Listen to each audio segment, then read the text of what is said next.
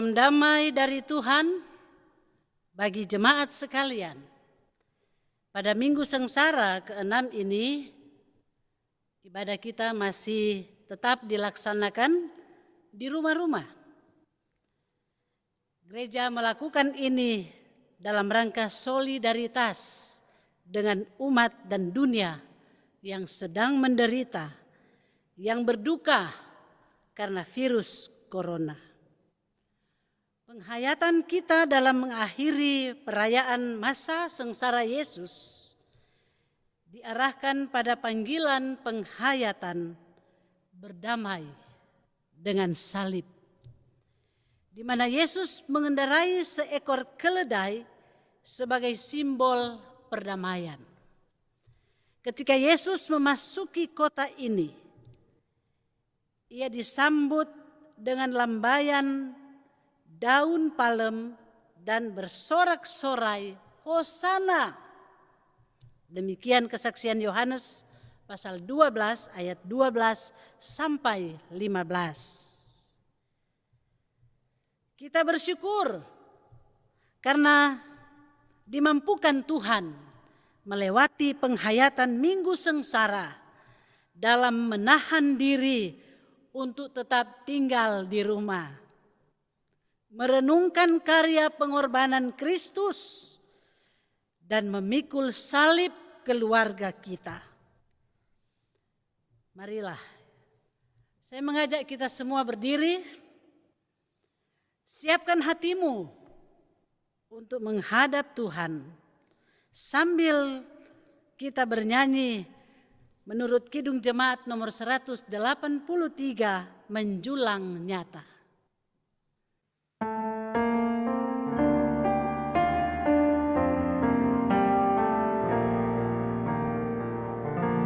Menjulang nyata atas bukit Karmel, terang benderang salib-Mu Tuhanku, dari sinarnya yang menyala-nyala, memancar kasih agung dan restu. Seluruh umat insan menengadah ke arah cahaya kasih yang mesra, bagai melak yang karam merindukan di ufuk timur pagi mereka.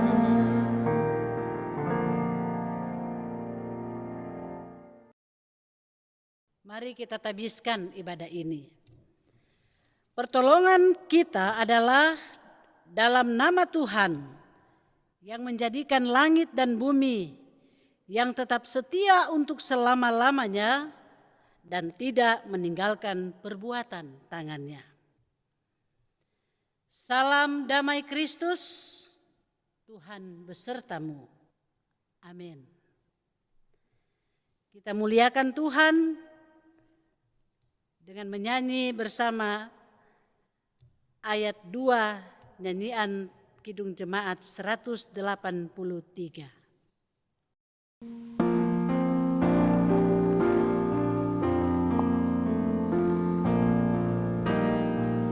Salib-Mu Kristus, tanda pengasihan, mengangkat hati yang remuk redam, membuat dosa yang tak terperi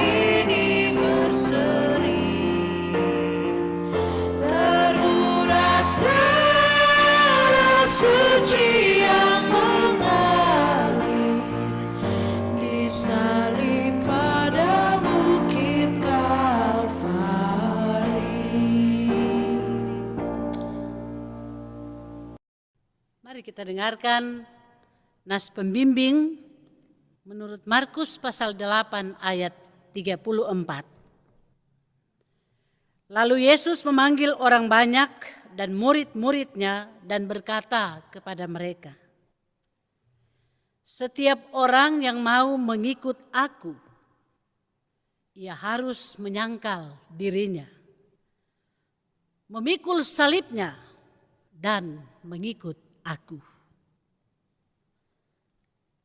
Sambil kita menyanyi bersama-sama nyanyian "Mengikut Yesus Keputusanku".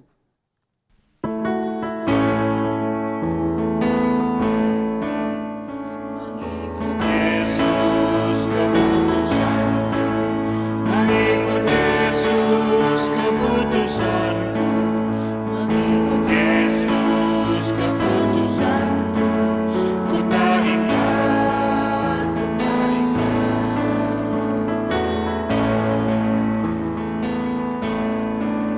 Maukah engkau mengikut Yesus? Maukah engkau mengikut Yesus? Maukah engkau mengikut Yesus selamanya, selamanya?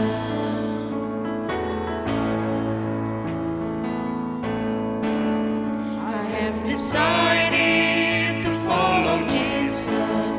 I have decided to follow Jesus. I have decided to follow Jesus. No turning back, no turning back. Jemaat Tuhan, mari kita perhatikan ajakan mengikut Yesus Kristus di jalan sengsara menurut penginjil Markus pasal 13 ayat 3 sampai 13 yang menuturkan tentang keruntuhan bait Allah dan penderitaan yang dialami para murid karena dibenci banyak orang oleh karena nama Yesus. Begini kesaksian Alkitab ini.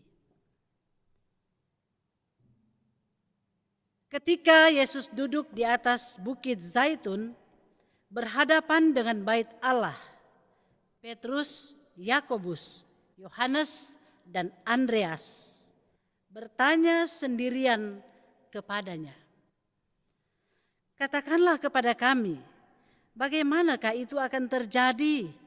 Dan apakah tandanya kalau semuanya itu akan sampai kepada kesudahannya?" Maka mulailah Yesus berkata kepada mereka, "Waspadalah, supaya jangan ada orang yang menyesatkan kamu. Akan datang banyak orang dengan memakai namaku dan berkata, 'Akulah dia,' dan mereka akan menyesatkan banyak orang. Dan apabila kamu mendengar deru perang atau kabar-kabar tentang perang, janganlah kamu gelisah. Semuanya itu harus terjadi, tetapi itu belum kesudahannya. Sebab bangsa akan bangkit melawan bangsa dan kerajaan melawan kerajaan. Akan terjadi gempa bumi di berbagai tempat dan akan ada kelaparan. Semua itu barulah permulaan penderitaan menjelang zaman baru.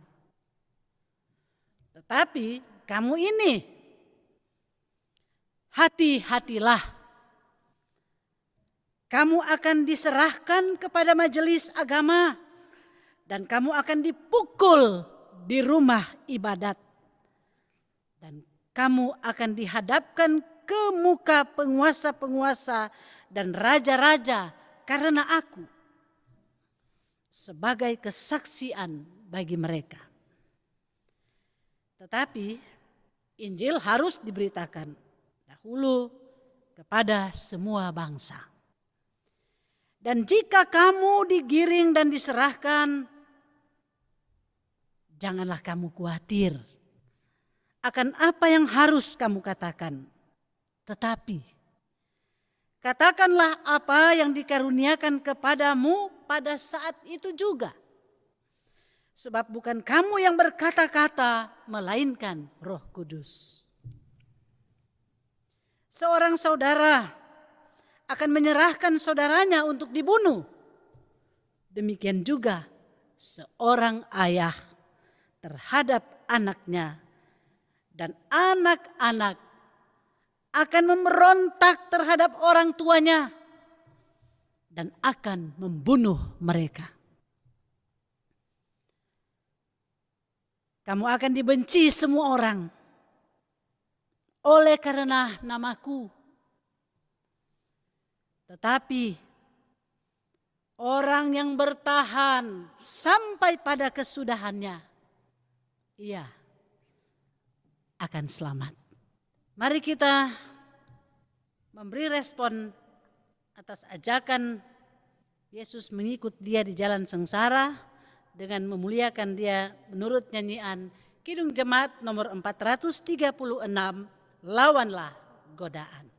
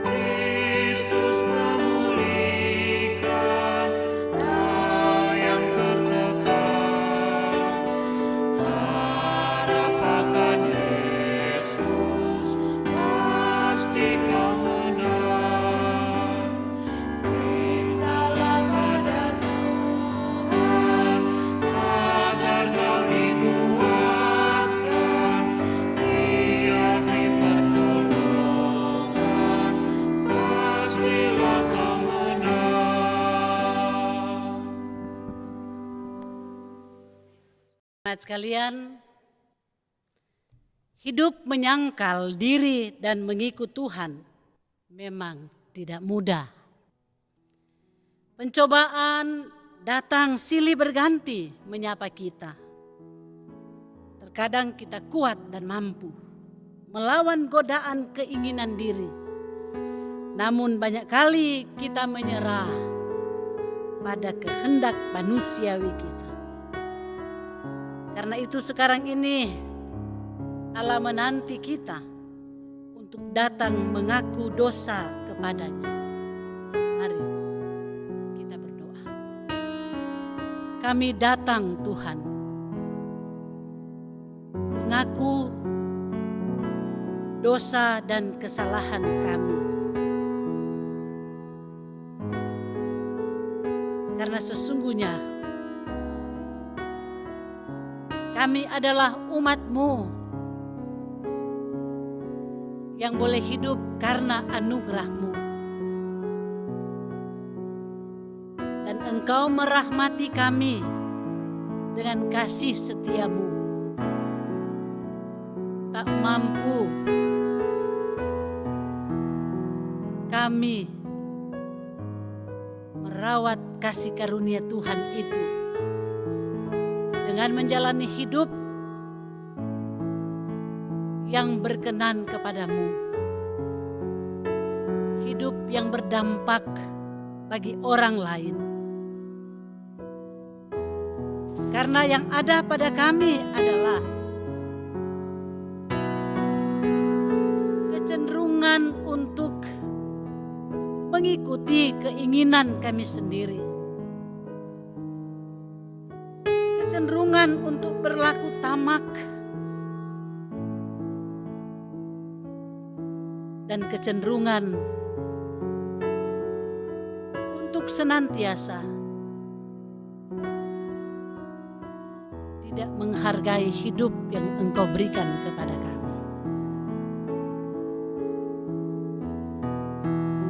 Kesombongan dan keserakahan kami telah membuat orang lain jatuh dan tersandung. Ketidakmampuan kami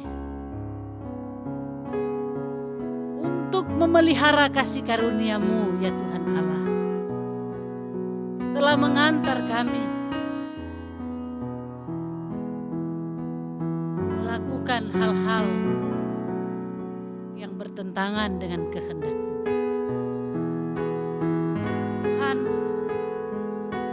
ampunilah kiranya kami dan kasihanilah kiranya kami semua. Amin.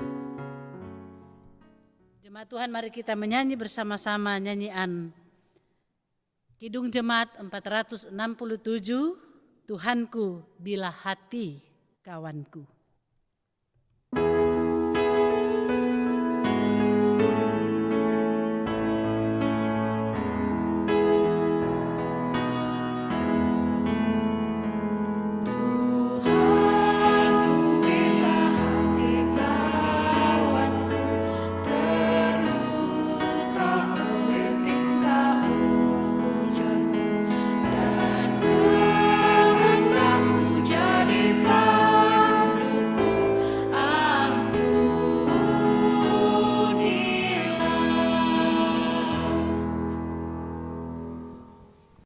Saudara-saudara, inilah berita yang paling bergembira untuk kita, berita pengampunan dari Tuhan.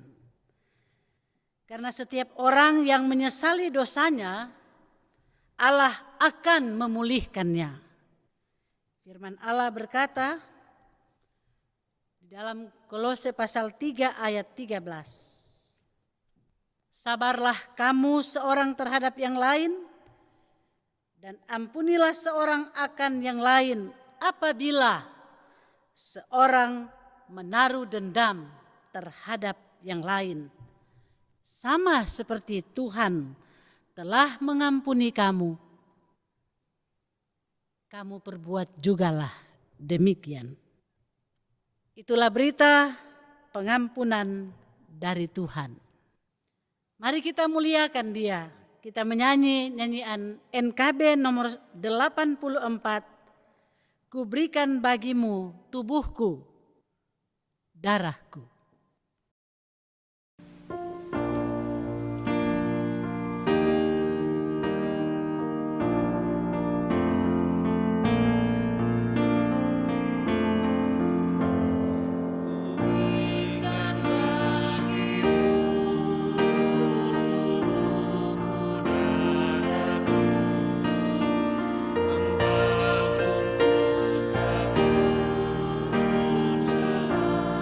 Selama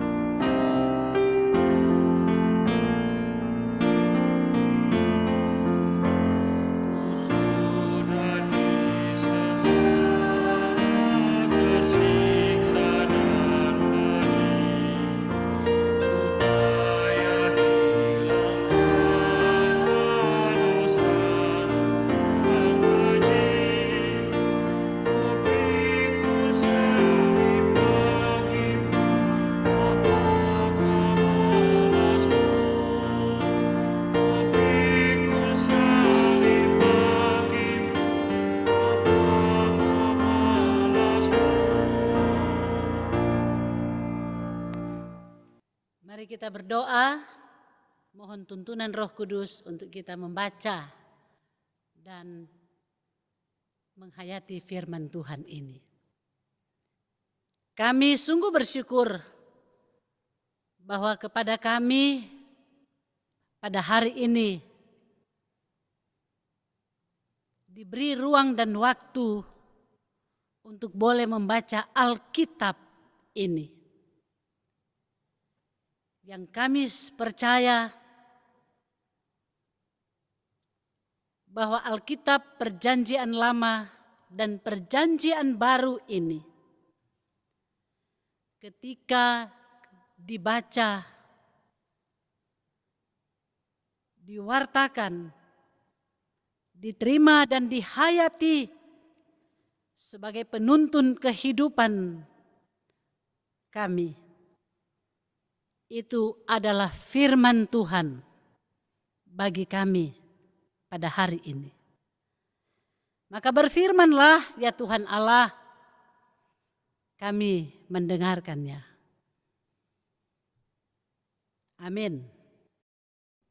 Pembacaan Alkitab pada hari ini diambil dari Injil Markus pasal 15 ayat 20b sampai 32. Yesus disalibkan. Kemudian Yesus dibawa keluar untuk disalibkan. Pada waktu itu lewat seorang yang bernama Simon orang Kirene, ayah Alexander dan Rufus, yang baru datang dari luar kota, dan orang itu mereka paksa untuk memikul salib Yesus. Mereka membawa Yesus ke tempat yang bernama Golgota, yang berarti tempat tengkorak. Lalu mereka memberi anggur bercampur mur kepadanya, tetapi ia menolaknya. Kemudian mereka menyalibkan dia. Lalu mereka membagi pakaiannya dengan membuang undi atasnya untuk menentukan bagian masing-masing. Hari jam 9 ketika ia disalibkan, dan alasan mengapa ia dihukum disebut pada tulisan yang terpasang di situ, Raja orang Yahudi. Bersama dengan dia disalibkan 2 orang penyamun, seorang di sebelah kanannya dan seorang di sebelah kirinya. Demikian genaplah nas Alkitab yang berbunyi, ia akan terhitung di antara orang-orang durhaka.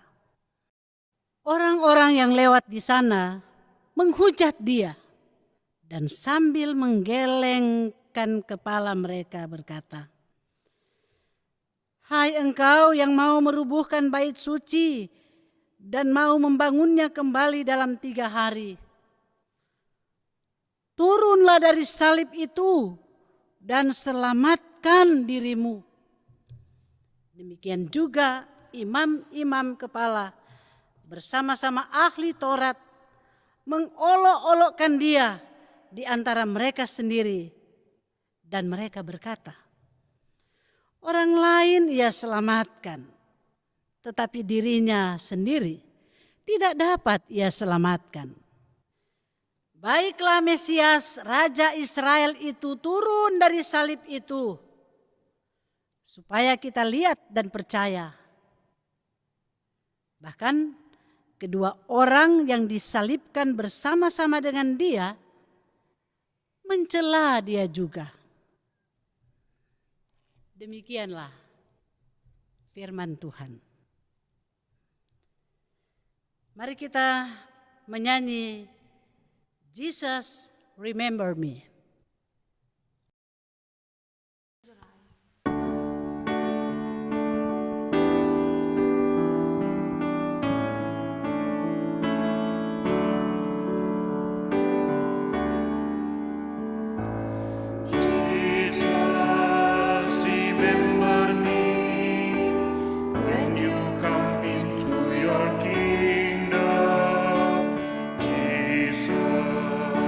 Remember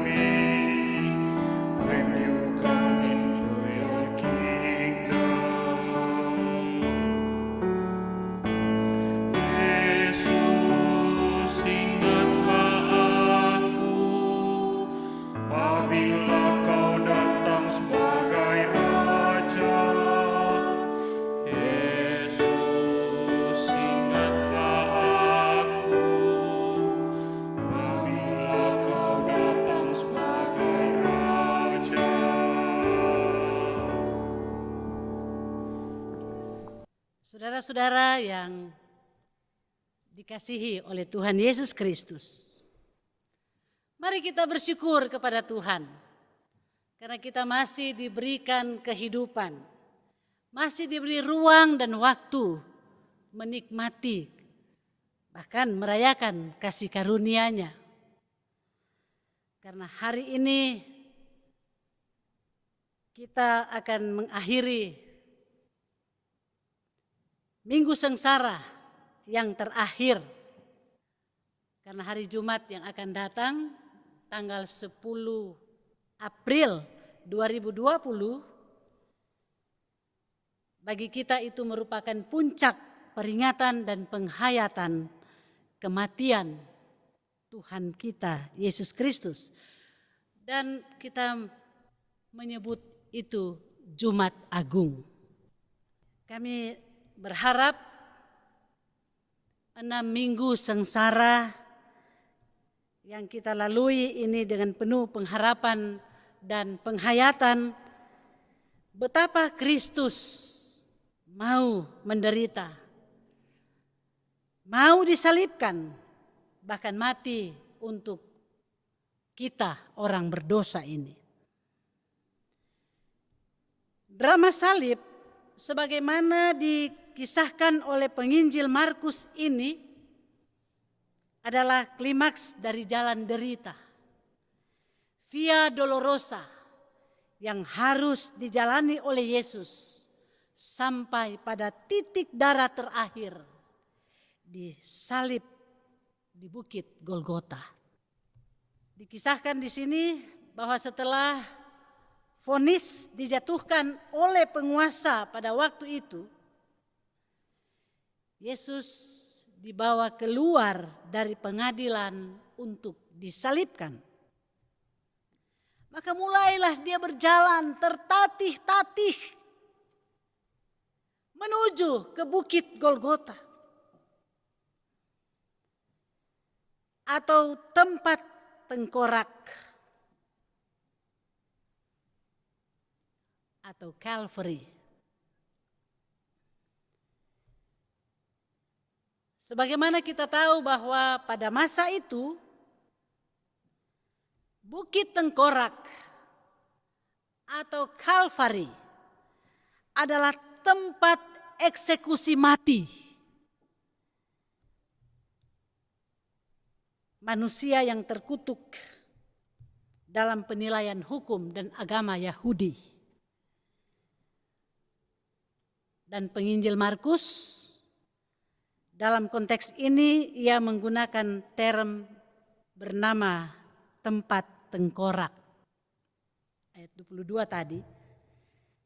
Dengan maksud hendak menyajikan di sini lokus atau tempat dan sifat identitas tengkorak itu. Yang dalam pengertian sosial hal itu menunjuk pada suatu tempat yang pantas ditempati oleh manusia yang dianggap sebagai sampah masyarakat, yang asosial, yang amoral, dan yang kriminal. Ya, mereka yang juga dianggap sebagai pemberontak dan perusak doktrin suci agama. Yesus dalam pandangan mereka termasuk orang yang seperti itu. Karena itu di sanalah dia disalibkan. Penuh luka, derita dan sengsara. Tapi ternyata Yesus bersedia menjalaninya. Karena memang hanya itulah jalan satu-satunya bagi pembebasan umatnya. Tetapi juga sekaligus hendak menunjukkan keberdosaan, kehinaan, dan kesengsaraan manusia yang ditanggungnya. Manusia itu sebenarnya adalah saudara dan saya. Karena saudara dan saya memerlukan Tuhan dan pengampunannya. Itu sebabnya Yesaya 53 ayat 4 berkata, tetapi sesungguhnya penyakit kitalah yang ditanggungnya dan kesengsaraan kita yang dipikulnya. Padahal kita mengira dia kena tulah, dipukul dan ditindas Allah. Tapi ternyata orang-orang berdosa, orang-orang yang terhina dan yang sengsara ini, yang seharusnya berada di bukit Golgota itu,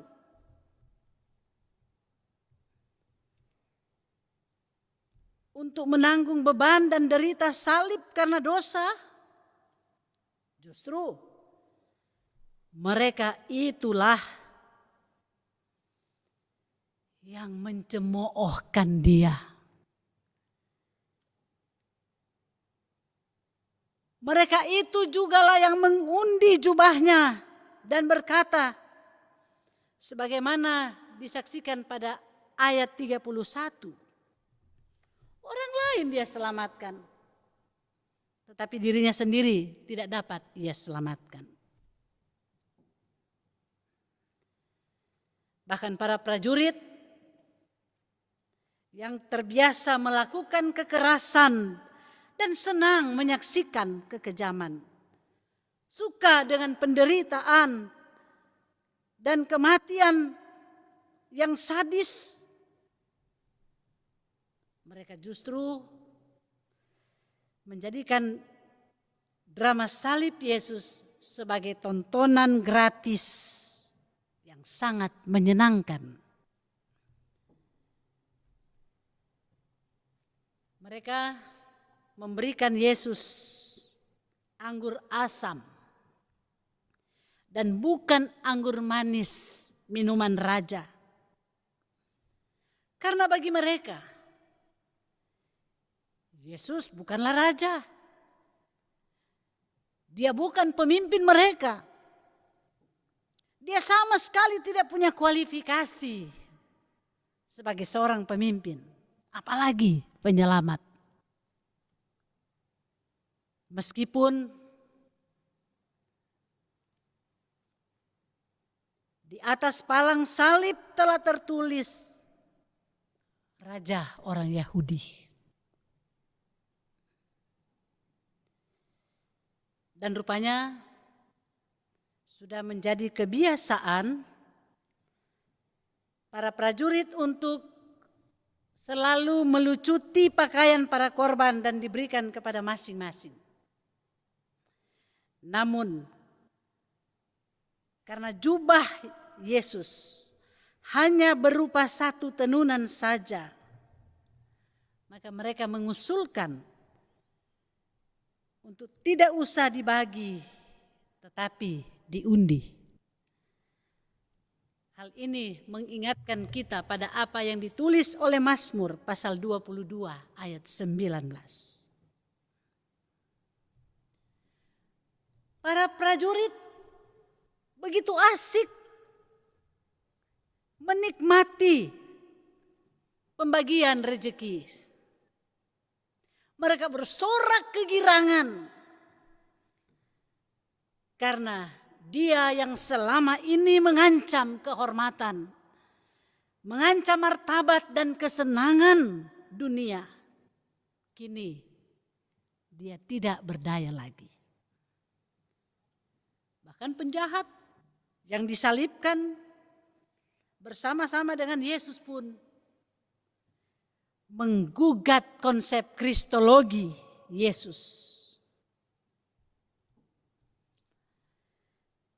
Mereka masih melihat bahwa yang disalibkan di samping mereka itu bukanlah Yesus Sang Mesias.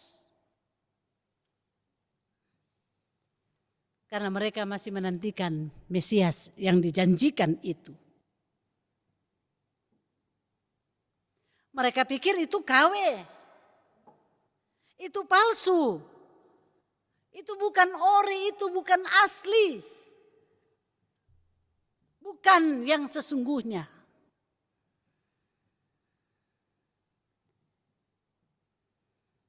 Dan karena itu, menurut mereka,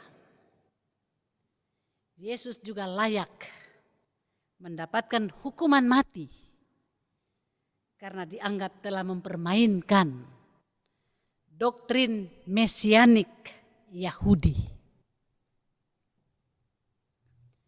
Saudara-saudara, drama salib memang sangat mengharukan bagi kita. Seorang anak manusia tanpa dosa dan kesalahan harus menanggung segala-galanya.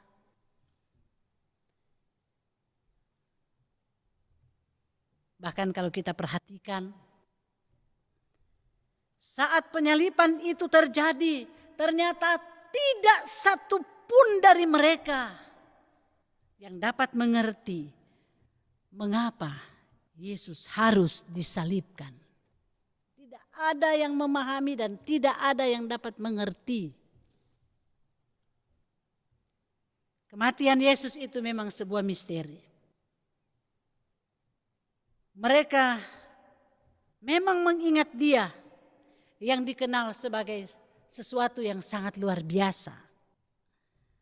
Bila diukur dari apa yang pernah Dia ucapkan, yang diajarkannya, dan yang telah dilakukannya selama bersama-sama dengan mereka. Dan dari semua Injil sinoptik, ternyata hanya Injil Markus yang memahami mengapa Yesus harus mati. Mengapa Yesus harus disalibkan secara tragis dan bahkan memalukan itu. Ketika Markus menuliskannya pada ayat 28. Dengan demikian genaplah nas Alkitab yang berbunyi, Ia akan terhitung di antara orang-orang durhaka. Ya, saudara-saudara, jalan salib itu memang hanya dapat dijalani oleh Yesus. Tidak oleh kita. Tidak oleh saudara, tidak juga oleh saya.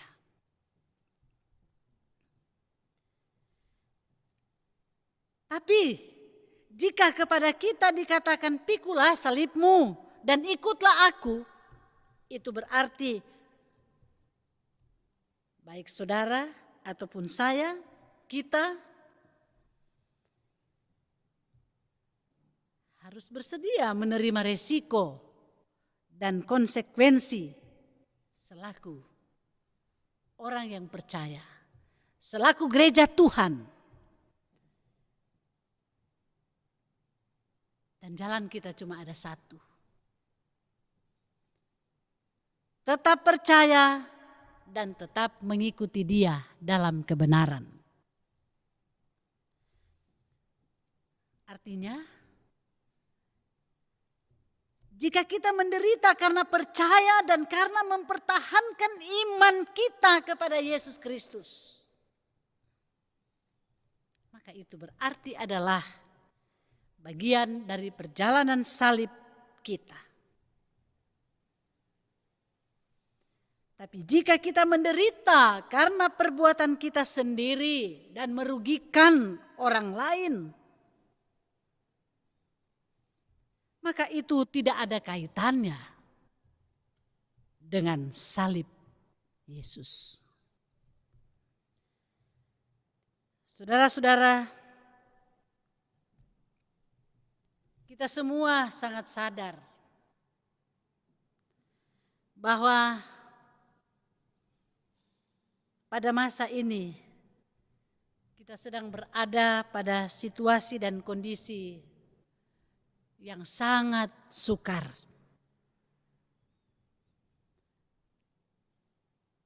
Bahkan sedang berubah secara sangat radikal. Terutama ketika kita berusaha patuh pada himbauan pemerintah untuk melaksanakan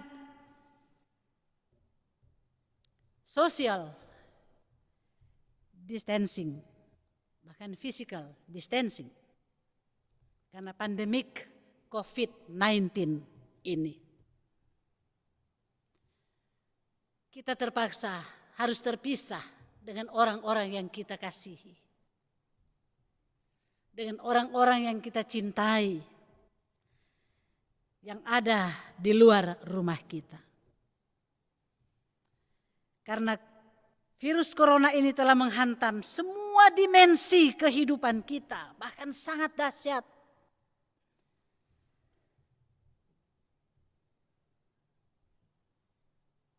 Kehidupan sosial betul-betul tercabik-cabik. Ekonomi semua negara sedang anjlok, bahkan sedang turun bebas ke titik nadir.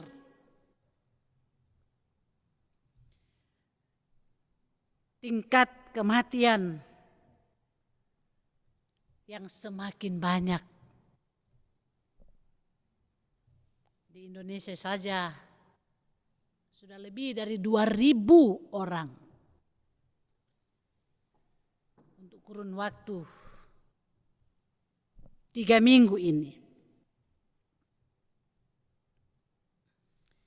Sungguh membawa ketakutan dan kecemasan, membawa ketidakpastian bagi kita semua. Belum lagi persoalan-persoalan yang harus kita hadapi.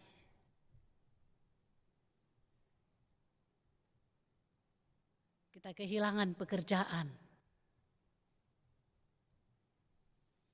Kita sangat terbatas untuk melakukan berbagai aktivitas. Dan kita pun mengeluh.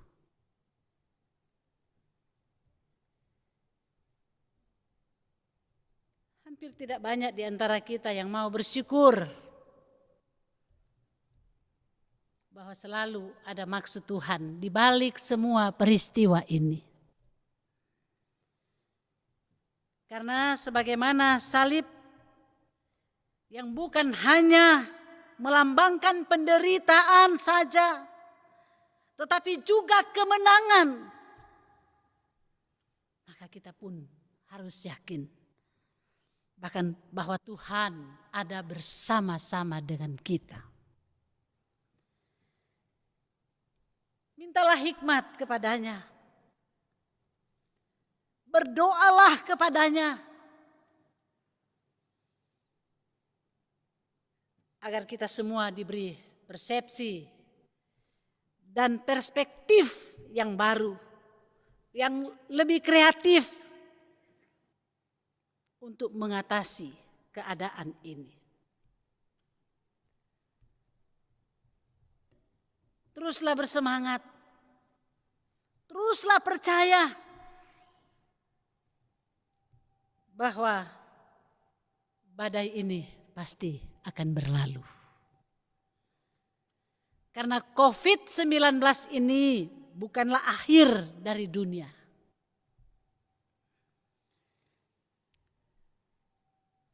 Bukankah kita juga pernah mengalami begitu banyak pandemi yang berlangsung di dunia ini dan mengancam kelestarian hidup manusia? bahkan telah memakan korban yang sangat banyak. Tetapi toh dunia terus berjalan. Meskipun kita sering mengeluh, tapi jangan sampai putus asa.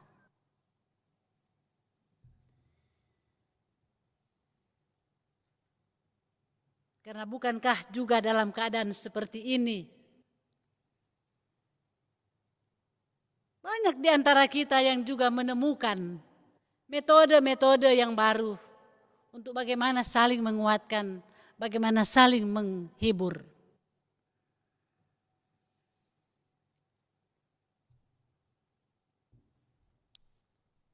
Ada tawa, ada canda juga di tengah-tengah derita dan sengsara ini. Sebagai orang yang beriman, marilah kita melihat kondisi yang ada sekarang ini adalah cara Tuhan untuk mau menyuburkan spiritualitas kita yang sungguh penuh iman, tetapi yang luas akal untuk tetap saling peduli satu dengan yang lain. Karena kita percaya bahwa pada masa-masa seperti ini sesungguhnya Tuhan sementara menghadirkan kepada kita sebuah habitus yang baru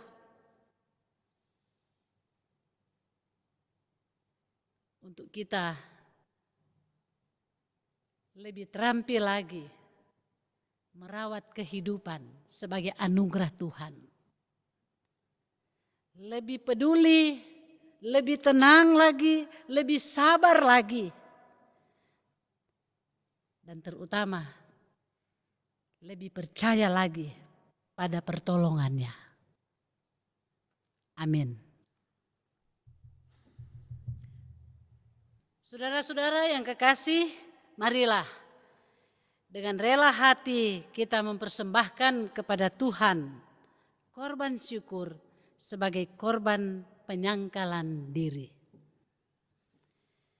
Sambil kita menyanyi dari nyanyian Kidung Jemaat nomor 174 bagian B, Ku heran juru selamatku.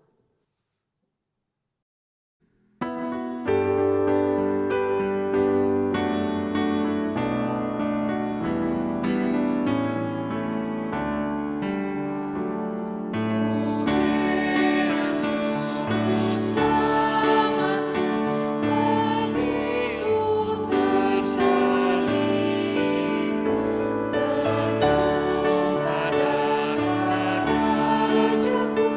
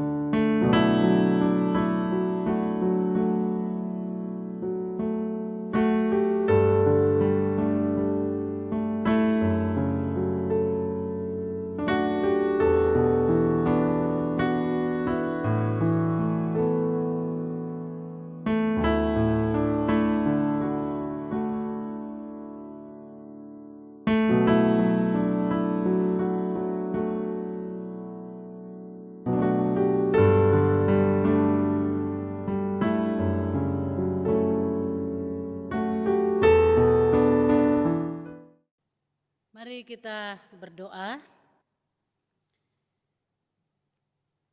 Ya Tuhan Allah, kami berdoa untuk bangsa dan negara kami Indonesia yang sedang menghadapi berbagai ancaman, baik itu ancaman pandemi COVID-19 ini, ataupun ancaman-ancaman perpecahan. Kami berdoa kiranya Tuhan senantiasa memberkati bangsa kami ini untuk selalu hidup rukun, berdampingan satu dengan yang lain, sambil menikmati kasih karunia-Mu. Secara khusus kami mau berdoa untuk semua orang yang Tuhan panggil dan tempatkan menduduki posisi-posisi strategis dalam kehidupan berbangsa dan bernegara. Mereka yang memiliki tugas dan tanggung jawab untuk mengambil segala kebijakan bagi hidup berbangsa dan bernegara ini. Kami berdoa bagi Bapak Presiden kami dan Wakil Presiden. Kami berdoa untuk para menteri dan seluruh jajaran yang ada di tingkat pusat. Kami berdoa untuk para gubernur, wakil gubernur, pemerintahan yang ada di provinsi, di kota dan kabupaten. Kami berdoa kepadamu ya Tuhan, berikanlah hikmat kepada mereka, supaya hanya dengan hikmat-Mu itu mereka mampu merumuskan semua bentuk kerja pelayanan demi untuk kebutuhan hidup berbangsa dan bernegara kami ini. Biarlah mereka senantiasa menggunakan kesempatan itu sebagai tempat dan ruang di mana mereka boleh menghadirkan kebaikan-Mu, menyaksikan karya-Mu, agar makin banyak orang menikmati keselamatan dan damai sejahtera-Mu. Karena itu juga kami mau berdoa bagi gereja Tuhan di seluruh dunia ini. Berikanlah kiranya karunia yang mereka perlukan untuk selalu setia dan tekun menunaikan panggilan pelayanan, supaya oleh kehadiran gereja-Mu, karya keselamatan-Mu semakin dinikmati, semakin disyukuri oleh semua orang. Secara khusus kami mau berdoa untuk kerja selamat yang sementara dilakukan di Gereja Masehi Injili di Minahasa. Untuk semua pelayan khusus, semua perangkat pelayanan, baik di tingkat sinode, wilayah dan jemaat, tapi juga untuk seluruh warga jemaat yang ada. Kiranya terus memberi diri dan mau mengambil bagian dalam rangka pembangunan tubuh Kristus. Tuhan Allah, kami mau berdoa juga untuk orang-orang yang Kau hadirkan di hidup kami. Mereka ada di dalam keluarga kami, di lingkungan pekerjaan kami, di dalam pergaulan kami. Lindungilah mereka semua dengan kasih dan rahmat-Mu. Secara khusus kami berdoa untuk setiap anggota keluarga kami yang tidak bersama-sama dengan kami, karena terpaksa mereka harus tinggal berbeda jauh dari kami. Karena pekerjaan, karena studi, Kami mohon kiranya Engkau melindungi mereka dengan damai sejahtera-Mu. Kami juga mau bersyukur bersama dengan jemaat-Mu, terutama di Gemim Sion Winangun ini, yang sepanjang minggu yang telah lewat ataupun minggu-minggu berjalan ini, merayakan ulang tahun kelahiran maupun pernikahan.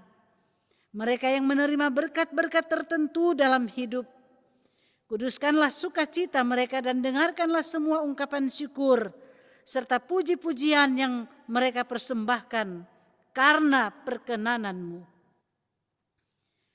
Tetapi kami juga mengingat saudara-saudara kami yang kini sedang bergumul, baik karena sakit, mereka yang sedang menanggung beban-beban yang berat, karena kehilangan anggota keluarga, karena hidup rumah tangga mereka, ataupun karena pekerjaan mereka. Kami mohon Tuhan, tolong jamah, sembuhkan, hiburkan dan kuatkanlah mereka, agar mereka boleh pulih, sehat dan dapat menjalankan tugas tanggung jawab mereka lagi. Tuhan Allah, kami datang dengan berbagai pengharapan, dengan berbagai keinginan dan kerinduan, dan dengan berbagai cita-cita kami di minggu sengsara yang ke-6 ini. Kami meletakkan semuanya itu di tangan-Mu ya Tuhan, sambil kami memohon, tiliklah kiranya semua pengharapan, keinginan dan cita-cita kami. Dan jika itu sesuai dengan rancangan-Mu untuk hari depan kami, dampingilah kiranya kami. Bukakanlah jalan-jalan-Mu Tuhan, dan berikan kami kekuatan dan kemampuan untuk dapat mewujudkannya. Terpujilah Engkau ya Allah Tuhan kami. Kami berdoa dan kami mengucap syukur di dalam nama Tuhan Yesus Kristus yang mau mendengar dan yang mengajarkan gereja-Mu berdoa sebagaimana yang dapat kami ucapkan bersama. Bapa kami yang di surga, kuduskanlah nama-Mu. Datanglah kerajaan-Mu, jadilah kehendak-Mu di bumi seperti di surga. Berikanlah kami pada hari ini makanan kami yang secukupnya, dan ampunilah kami akan kesalahan kami seperti kami juga mengampuni orang yang bersalah kepada kami. Dan janganlah membawa kami ke dalam pencobaan, tetapi lepaskanlah kami daripada yang jahat. Karena Engkaulah yang empunya kerajaan dan kuasa dan kemuliaan sampai selama-lamanya. Amin.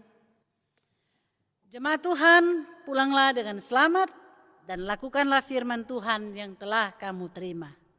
Mari saya undang kita berdiri dan kita nyanyikan tembang pengutusan Opo Wananatas.